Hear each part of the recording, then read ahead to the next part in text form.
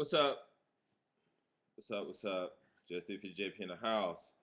Okay, anyway, I just got finished watching this video called Facebook Parenting. And let's see. Oh, wait, hurry. Facebook Parenting um, for the Troubled Teen.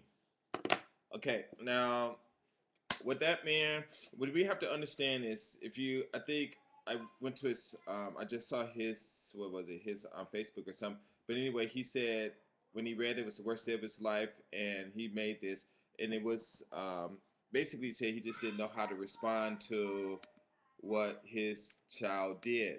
So for anyone who might get upset about what he did, then I think it's maybe a little unfair because if you've done all these things that for your child, and your child turns around and does this, it will be a shock, especially if you think you've done a lot for them and things like that. Okay, how he responded, that was his choice. I'm not going to say he was right or wrong or anything like that. When people are surprised by things, their reactions are spontaneous, I guess would be a good answer, I guess. At the end of the video, he did something which I'm not going to repeat. And some people was like, wow, they did the same thing. Well, to me, I think it was just more or less a protection move for his family. On the internet, we all know that it's filled with a lot of bad people and things like that. Also, the Facebook and things like that too. A lot of these kids are getting into it, and there's a lot of stuff going on Facebook. And this man has worked hard to provide for his family and to create an environment, a safe environment for his family. And at the end, I would suppose that I looked at it as though that computer was a gateway for bad influences to come in and create a non-peaceful atmosphere in his house. So he did what any other person would do when a trespasser has entered your premises. Okay, so that's all I'll say about that. Another thing is too is because of the way that he has brought up his daughter, maybe I think that all of us might want to take a look and understand that. Uh, hey, you two, close the door. Door shimete. And heater skete. Hita, hita skete, y'all. Sorry about that. And another thing that we should consider, hopefully he considered this also, that his daughter is probably a great daughter. If he's thinking that, and if he's shocked, that means he's probably had no idea what his daughter has been doing on Facebook, on the internet, and to him, his daughter is an angel. I guess if that's appropriate, and to him, his daughter has been a good girl up to this point, and nothing has bothered her or has brought any attention to him about her actions. So maybe what he might want to, or any parent might want to do, is consider the fact that Facebook is filled with a lot of negativity from children who might have a real reason to get angry at their parents, and maybe she just jumped on the boat, or some children who really don't care about their parent may have influenced her in such a way to do what she did. And whether it was a joke or not, or whatever, I don't know.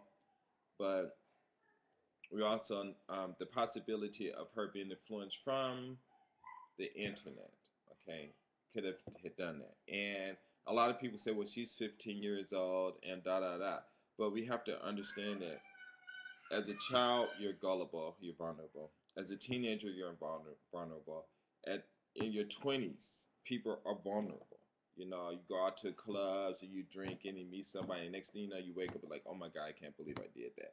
Okay, when you're 30s, the same things. When you're 40, the same things. When you're 50, the same things. You're 60, you're vulnerable. When you turn 70, your body starts just messing up and you can't do anything, and then you need help. Then when you need help, you're vulnerable. So all through our lives, we are vulnerable. So for anyone to, if anyone has said that, or if anyone thinks that my excuse from the Facebook being could have been a problem because of her friends that she's associated with on Facebook, if they think that's not true, then I believe it could have been true because we are all always vulnerable at all times. Okay, and so let me get to my point. My point is that most parents, like me and other parents, we grew up a certain way, and we want to provide for our children. Now, I got a little history I need to tell you guys. Okay, I was married. My first wife was white, and we had two children. And she wanted to divorce for her personal reasons. We divorced. We were good friends. When we divorced. We're still good friends, you know. And when I go out to visit in LA, I get to stay at the house. I don't have to pay rent. I do give her money, stuff, whatever. Or I think I do. Or at least I used to. And uh, everything is fine. You know, the people, her friends, I get along well with them. So me and her have no friction of any kind.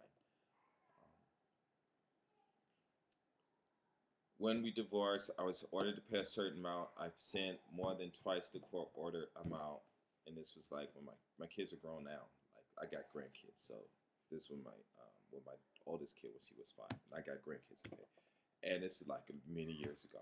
And so I sent twice, didn't miss not one payment. Okay, and my children did. I live in Japan now. My children did fly out here. My son just came out here maybe a year or two ago. Him and another friend, and they traveled around Japan for a month by themselves and things like that. So I can't. So when I say I'm a parent and everything, I'm right now. I have two more children in Japan, and I'm raising them. I'm here in the house, but my children in the States, I wasn't there, but I did call whenever the mom had problems that was real serious. She did let me know about those, or some way I found out or whatever. It's just one of them things. Just call and just in time and things like that. I had a problem once. I got a birthday call, and I got on the phone. And my daughter was like, "Hello, Dad, I'm pregnant," and I was like, "Okay." And she's like, man, I'm like, why? Having children is not a bad thing. The bad thing about having children is not to be able to provide for them financially by yourself. Because sometimes you fall in love, you get married, and then you're divorced. And, they got all these things where father's supposed, but if he dies or whatever, so those things need to be planned for. And I say, you can have a billion babies, it doesn't matter. But you need to be prepared to have financial assets or have the finances to raise these children by yourself. Why should I get upset? I love children. Having children is not a bad thing. The only bad thing is, you got this Christian thing where you got to be, married and all this stuff and blah, blah, blah, blah, but I don't care about that stuff. So that's me. Okay. Now, what I think is the biggest thing is, like I said, when we raise children, people raise children, they talk about the values that they want, that they grew up with and things. And then they also want to provide some kind of protection for their children, or give their children a life that they did not have. And